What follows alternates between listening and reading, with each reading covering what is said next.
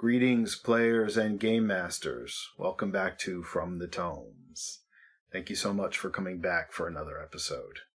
I was thrilled by the amount of views, likes, and feedback my previous video got. Thanks so much for all that. And I followed that up with a little poll on Facebook, Twitter, and YouTube as to what people would like to see me talk about next. The overwhelming number of respondents selected world building. This is just going to be the first episode in a series of videos that I'm going to create on world building. It's a big topic and a massive undertaking. And the first thing that you want to ask yourself is, how deep do you want to go into it? And what do you want to get out of it? Do you just want your own landscape in which to place unique cities, characters, histories, or do you want to build a world that is convincing? There's a significant difference there, and I do both. My longest running D&D 5e campaign is set in classic Greyhawk, but I had a lot of my own locations, people, and history. It was a great way to jumpstart a campaign and still infuse my own ideas into it. About 2 years ago, I decided to embark on my own game, and with it, my own system and world. I had already written a majority of the world-building content for another game that hopefully will still be published, but I had my own vision and wanted to push it forward. And having spent 2 years working on it, I can say, if you want to build a realm from the ground up, be prepared to make a lot of decisions and to dig in and do your own homework. It's unfortunately treated very casually. And I'm not talking about the details like town histories or the minutiae of a ruling family's genealogy and exploits, because we all know game writers and non-game writers will write pages and pages of that sort of background. I'm thinking of the big picture, the very nature and character of the world. Most of what we see in fantasy is almost by genre parameters some variation on medieval Europe, whether it's Westeros, Tamriel, Faerun. It's basically an analog of our own ancient world, with magic and mythical beings thrown in. When a lot of fantasy writers and game designers think of this sort of world, they don't think beyond the tropes. A fantasy world allows for a lot more leeway than just working within the confines of historical or quasi-historical Earth. It also becomes problematic when just skinning our own past with different names and places. And there's no effort in understanding how or why those names and places came to be. In comparison, I would say Middle-earth versus Greyhawk. Tolkien was a linguist and a mythologist who created this unique world based in culture and language. Gygax, for as much as we can all thank him for creating this industry of role-playing games and creating one of the first role-playing game settings, kind of just made up names and places and plopped them on a map with, at least in the first editions, very little actual background and explanation. In a lot of games, the world just seems to be a backdrop without much effort. And it's a bit of a cop-out, and if you're making original content, it's pretty unrealistic. A world, whether it's an entire planet, solar system, or kingdom, or small village, shapes everything. It shapes the flora, the fauna, and perhaps most importantly, the people of the place. The world should be the most enduring and convincing character. Where do you start? The first step is to decide what the character of that world is going to be. Think about defining characteristics that would shape a landscape, like you would a non-player character or a literary character. Not only physical, but personality traits as well. I try to think of how a person in that world would perceive it as if it were another living being. We often think of natural elements and features as having anthropomorphic traits. A river can murmur gently. The grass can be sweet under your feet. A mountain can loom rough and angry. Wind can howl hauntingly like an animal. What would a person who has lived there for their entire life perceive as the emotional undercurrent or expression of the planet? And what would a person just appearing or arriving in that world make of this character? Let's look at two famous imaginary worlds as examples. The city of Lankhmar, the setting of Fritz Lieber's Sword and Sorcery, Fafard and Grey Mouser Tales, appears to be a 16th century European city where opulence and decay are side by side. There are descriptions of wealthy merchant ships, bags bulging with gold, fabrics, spices, and other riches. Meanwhile, not far away are squalid backways with names like Bone Alley. Dirty, ever-burning fires nickname Lankhmar the City of 1,000 Smokes. The world feels equally luscious and filled with grime. It has overtones of coal-era London and Renaissance Seville. Immediately, the environment has its own personality and feel. The architecture and social strata of Lankhmar end up being a boon and an obstacle to the exploits of our heroes. Since it is one of the best examples of world building in modern literature, in addition to currently being pop culture, let's take Arrakis, the setting of Frank Herbert's Dune. It's a constantly shifting landscape of sandy desolation. Frank Herbert engaged in the study of how sand-based biospheres would actually work. In fact, he was studying sand dunes as a writer and ecological researcher for the Department of Agriculture when he conceived the idea of Dune. While the hostility of the geography and native fauna are an obstacle to the invading imperial houses, they have been adapted by the Fremen, the natives of Arrakis. The planet itself is explored as a hostile, living place, and then the journey shifts the viewpoint of the reader. It becomes an enemy of House Atreides and the other invading houses. But then, as the book progresses, Dune becomes familiar, and the very feel of the world changes as the story's viewpoint moves to that of the Fremen. Both of these worlds are meant to seem believable to a reader in our reality. They are different enough from our world, but appear fantastic and alien. Keep that in mind as you build your world. Familiarity helps a player or reader access that little bit of alien.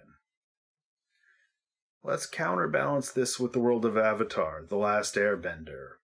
The world looks nothing like our own on a large-scale level. The geography and climate are entirely unique, despite being inhabited by beings which are effectively human. The land is called Earth, the human realm, physical realm, the mortal world, among other things. It seems to be as much of a mystic construct as a planetary geography. There's no attempt to make it believable in the context of history or physics. The animals are largely cinematic, chimeric, and bear only some resemblance to our worldly creatures. But what makes this all convincing is the relatability of the characters. And these characters, culturally and personally, are entirely formed by the unique, elementally driven environment. How do you start getting this all together? Let me walk you through some of the steps that I've taken to create the world of Asvárna, where Tales of the Harrowed Land, the game I'm writing, is set. I always start with a note brainstorming document, where I just put all of my ideas. 2/3 of them change, or they don't get used. The notes for the Harrowed Land look something like this. Red skies. Angry sun. Vegetation color. Different eye color. Plains. Swamps. All humans. Near East. Oases. Bronze Age, Iron Age. Nights with 2 dark-colored moons, one shattered. Scattered cultures. Strange animals but few monsters. Horse people culture. Ruined empires. Sorceress society. Empty wilderness. Rebuilding on ruins. Catan? ? I believe I was thinking of some sort of resource-based trading that would go on among these various cultures. Gladiators. Cults. Ancient ziggurat city. Nomadic. Traces of eldritch horror. Heroic-Pulp Action. Larger-than-life heroes and villains. Decadence and decay in the cities. I had a very distinct idea of the visual feel I wanted in the world. First of all, I knew the world was going to be inherently alien in some aspects. The sky was always going to be tinted by a great red giant sun. I wanted it to be relatively desolate and near a coast, with a large flat landmass dominating. Something in tone like the area of our own Fertile Crescent civilizations of Mesopotamia and Egypt. And I knew this starting area was going to be isolated from the rest of a landmass by a cataclysm, something supernatural in nature. The last few adjectives on my list talk about how I wanted the world to be personified. I want the gameplay and the world to reflect each other. The characters are meant to be heroic, seem larger than life in the tradition of sword and sorcery.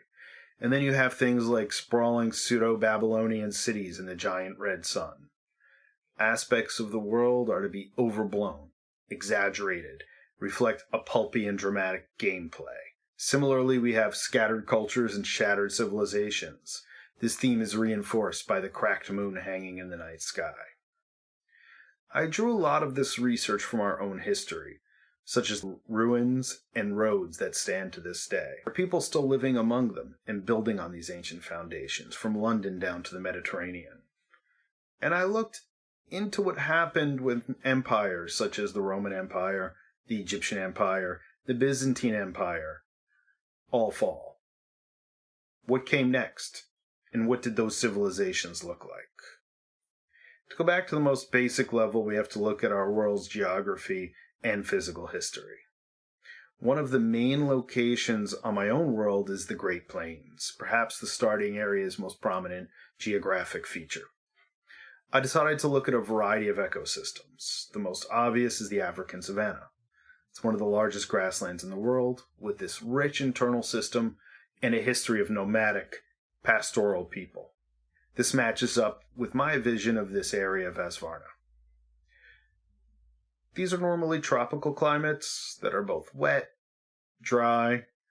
The minimum and maximum temperatures are not extreme and match the feeling I wanted for the Great Plains. But the Great Plains have a long coastline, and I decided I would look at coastal reed swamps. I drew a lot of inspiration from my time growing up along the New Jersey and Delaware coasts and bay areas. These places harbor a general stillness, a brooding sense, and a unique ecosystem that helped form my thoughts about the Great Plains. Finally, I took the Bangor Swamp of Australia.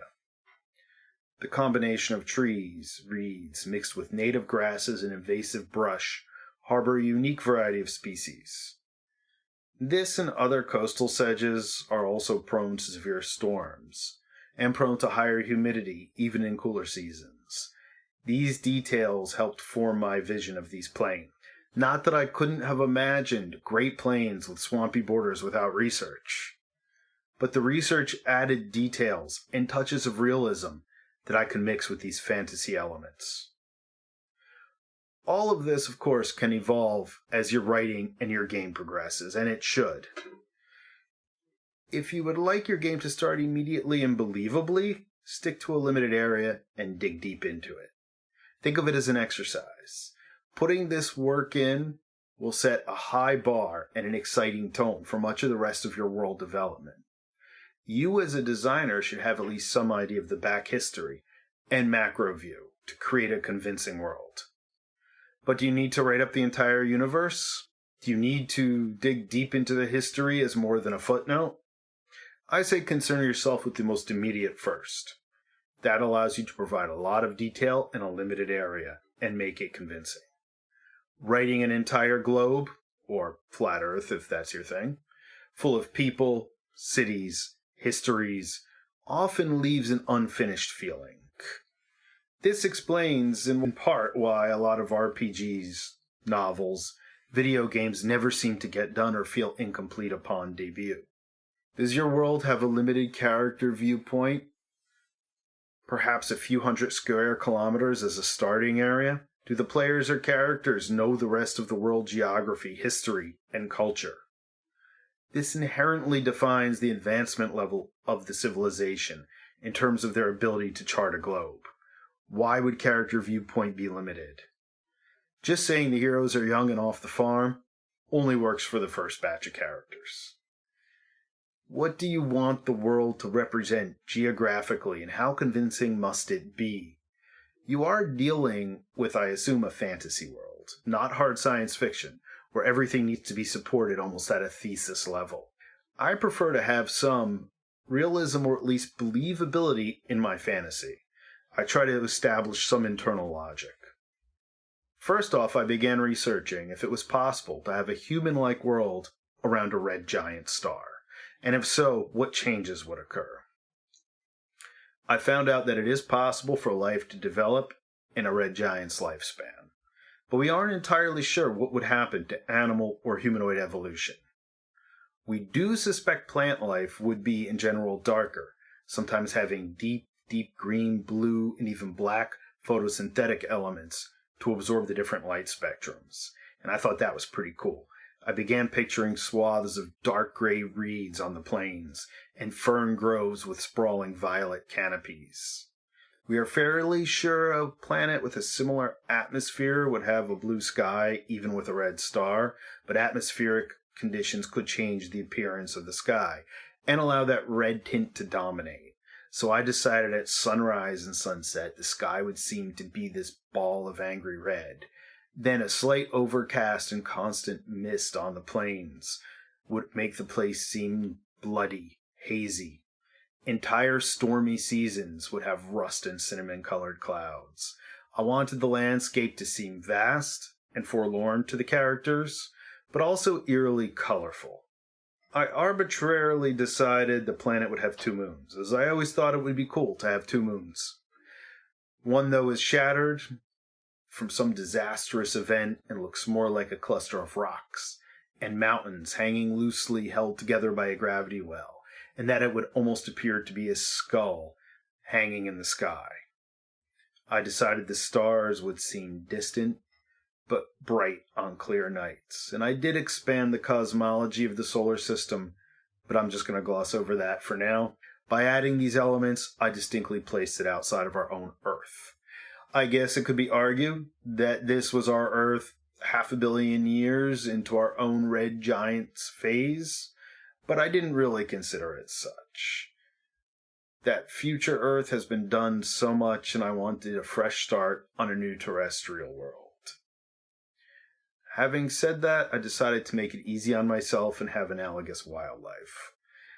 There are still varieties of snakes and oxen and birds we are mostly familiar with, and they function in a food chain hierarchy that are similar to our own, but perhaps their coloration is different. Or there are physical variations, such as hyena-like things on the savanna plains, or a unique eel-like fish with unusual fin structure that, when it appears, as it did in one scenario, has some sort of mystic significance to the local inhabitants. I also employed megafauna, huge versions of familiar creatures. This enhances that sort of familiar, yet ancient and foreign aspect to the world. Being fantasy, I get a lot of leeway.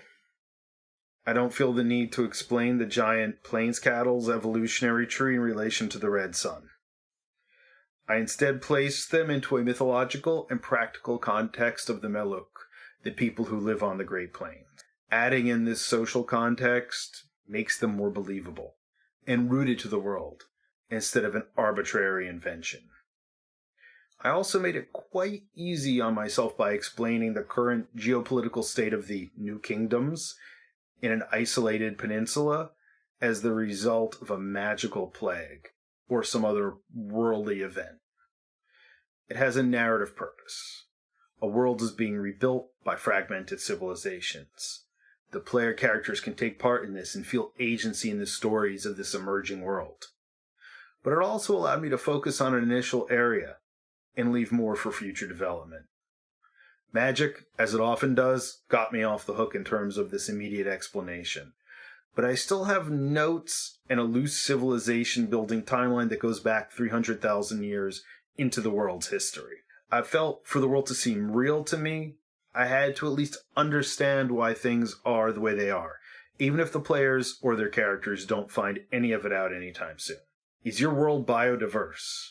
Does it have extremes of climate and ecology, such as Earth, or the world of the Game of Thrones? Or is it bio-uniform, like Tatooine or Hoth? What is its orbit like? Does it have a reasonably familiar rotation and orbit, giving recognizable seasons of, to us, an average length? Or is it tidally locked, meaning one side of the planet never sees the sun? Sapota has a long orbit that takes it further from the sun for a third of the year. Combine this with a tilt and some rotation, and it gravely affects the length and severity of seasons. All of these very basic choices can make for a dramatic, unique, memorable world. But the further outside of the realm of earthly concepts that you go, the more work there is for you to do. Biodiversity, with an analogy to our own world, seems the most sensible to most world creators and players. But then what makes your world unique? Why not just use an existing universe? In an upcoming episode, I'll talk about more deeply mapping and unique geography. But I find starting by researching some existing maps of our own planet immensely helps us when working on the ecology of the world. You begin to see how biospheres and different terrains are actually put together, and if you read about them, you'll find out why. Biouniformity would seem easier, right? Making an ice planet can't be that hard.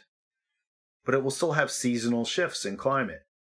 Think about our own world's variance in forests, deserts, and oceans. What accounts for weather systems? And how would they evolve?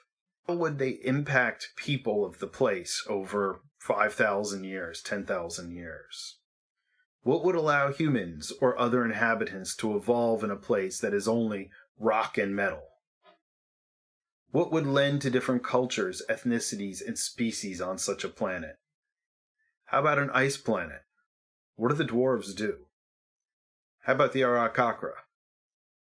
How would creating such a landscape affect the player character choices, particularly if you plan to use a traditional system like Dungeons & Dragons or Pathfinder and those character types? Or will you limit the player's selection of race, class, spells, if you're using established books? If you're creating your own world, what kind of people do inhabit the place? And do you intend to use familiar systems and have familiar faces, such as orcs and elves? Most of all, the world choice should facilitate the stories that you want to tell. Hunting dragons and fighting bugbear raiding parties on a water planet could be interesting. But is it going to serve the narratives that you want to present? The ideas that you have for stories should help form your choice of what kind of world you're going to develop. I consciously decided that my world would be human-centric. All remaining major civilizations that can be encountered at the start of the campaign play are entirely human. I'll get deep into the logic behind this choice and the different people of the land in another episode. My research on the Great Plains made me decide coastal storms would roll in commonly across the marsh and the grasslands, stretching all the way to the mountains and sometimes covering half the New Kingdom in monsoon conditions. It is only towards the more arid western mountains that the climate would seem less tropical. This not only provides narrative flavor, but perhaps even obstacles for our heroes during their adventures. How do these frequent storms affect the cultures nearest the coast? Do they have a special design of ship, caravan, and home? Do their deities, work schedules, habits reflect aspects of the landscape? They should. And this is what I mean by the nature of the world, its very character. The features you decide on imparting it become as important to your story as the player characters and the major non-player characters. Then I speculated as to what type of civilizations would rise and fall in this sort of place. How do they compare to what we know of the Mediterranean, Mid-Atlantic, Croatia's coast along the Adriatic Sea? I researched all of these, specifically how indigenous and root cultures developed and adapted to these environments. This would be the most appropriate analog for an emerging culture, like that of the New Kingdoms. And then I realized I had perhaps the most challenging aspect of this initial world development in front of me. What is this world called? And who calls it that? This gets a bit more into cultural development and language than I had planned to cover in this episode, but I think some discussion on naming is suitable. The name of your world is the first impression players, game masters will have for the setting that you've created. It should have some linguistic basis in your world's lore, and also should have a sound that evokes the feel and the mood that you intend to portray in your world. The name your world is known by will have been created by someone and passed down as an accepted cultural standard. So naming your world will probably come about at the time or after the time that you start to develop language and naming conventions.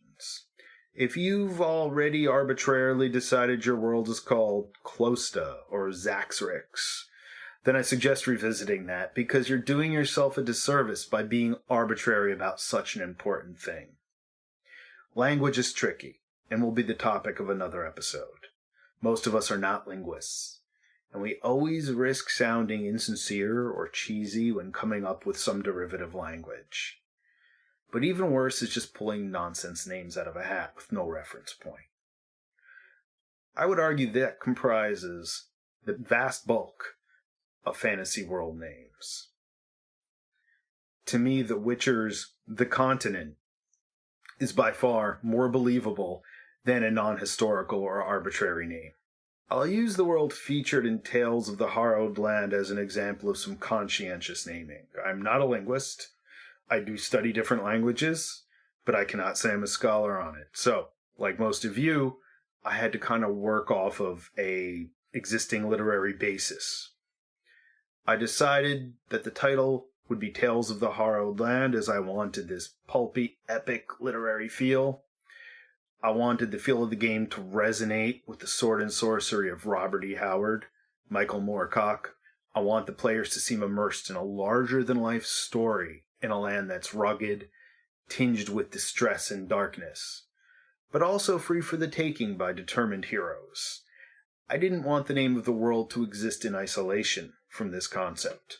The first step in naming the world was to determine who named it. I decided to use the root language of the first major empire to cover the then known worlds, and that this language would endure long after this empire had fallen in most settled lands, such as Latin pervading a majority of post-Holy Roman Empire Europe. The general trade calendar structure and many cultural advancements would also carry over. Quite a few of the name places and world mythologies of the land also came from this root culture. I opted to make this language rooted in Greek, spoken and written in the mythical Aetolian Empire. Many of the standardized timekeeping, geography, and cosmology remain connected to this language. In our world, each society has a different name for the globe that we inhabit. This changes during great cultural and linguistic shifts. For example, Earth has only been known by that word since approximately the 8th century AD. Similar words existed before and meant soil or ground, and they definitely influenced this change. But the Anglo-Saxon Germanic word erda only recently became adopted as a fairly common Western and English language or Germanic language-based term. Before that, it was and is still occasionally called other names, such as Terra, Gaia, Geb, Pacumama, by different people all around the globe. No one in the Harrowed Lands, at least in the current time and location, has the astrophysical capability of mapping the globe of the land of Asvárna.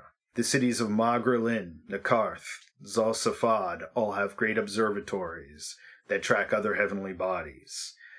In ancient libraries from before the Great Infestation that nearly destroyed humanity, there may be scholars with maps who know this could only be one of many globes around the Great Red Sun. But the vast swath of people don't know that the world is any larger than the nearest coast or mountain range. And the land from coast to coast was ripped apart physically and psychically. Entire swaths of the land have been left infected with corruptive forces.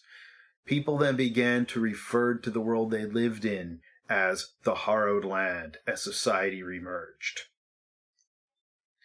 One variation of the word harrowed in Greek is Asvárna, and I thought it would make sense to use that as a basis and alter it slightly to get the word Asvárna.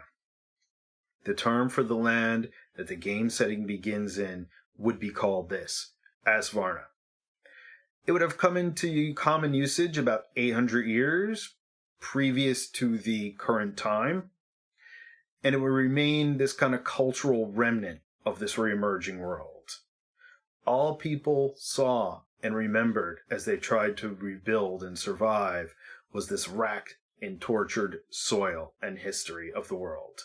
And it would soon become the standard in the land's common language that is spoken in both far-flung villages and in the population centers. Was there another word for this world in ancient history? Of course. But that's for another story. This episode just runs a fingernail across the very first layers of world building. It condenses a process that took me weeks of steady writing and months of previous research into what seems like a few simple steps and rules. You may think all of this may be lost on the people who are diving into your world.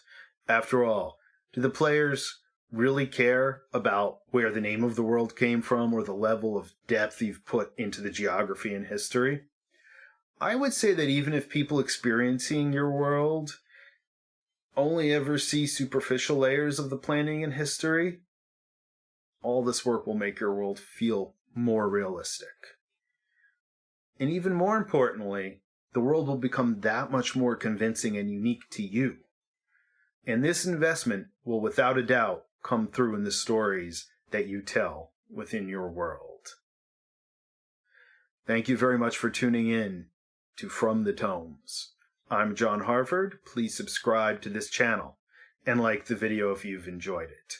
And I'm also starting a Twitch stream for more casual live discussions, play examples, and hopefully some full game sessions in the future. For most of these links, you can find me on social media, Harrowed Land RPG, and also check out harrowedlandrpg.com to read about the development of the game that I've referenced in this video.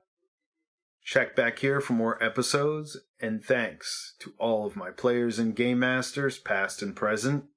You've all contributed to the making of this video in your own way. Thanks to everyone for checking this out. Please feel free to leave comments, tell me what you like or you don't like, and what you want to see more of, or just say hello. Until next time, game on. I want to build a world from the ground up that's convincing. And there's a significant difference there. I do both. My longest running 5 edition D&D campaign is actually set in classic Greyhawk, and Andor the Cat has made an appearance again. For those of you who watched, he did a surprise cat bomb in my last video. So we may just leave that in there, or we may use that as an outtake. With the number of candles I have here, though, I'd really rather him not be on the table.